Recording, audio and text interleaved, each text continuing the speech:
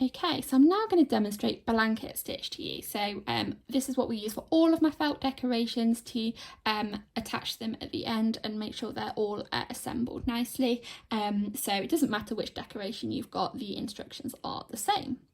So what we're going to do is we're going to stitch right around the edge. So if you want to follow, there are diagrams and step-by-steps in the instruction booklet that will help you, but in case you want to watch, I've filmed this video as well. So we're going to start inside the decoration and we're going to bring our needle through the front piece of fabric here. So it's come out somewhere on the front, a few millimeters away from the edge. You're then going to loop your thread over the top and we're going to come through the back of the fabric and back up through the middle. So this is just to get us started, to create that first little stitch that is upright.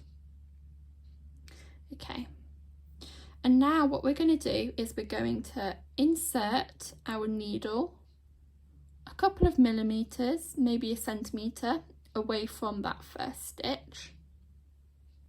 And what we're going to do is we're going to wrap the thread around, so we're making sure that needle is coming up through the loop we've created, and as you pull it through you will have created a blanket stitch.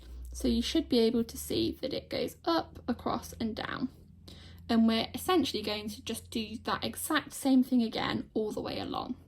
So we're again going to go through the fabric from the front to the back.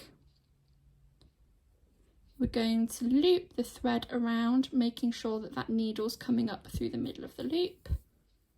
And as we pull through, we've created a stitch.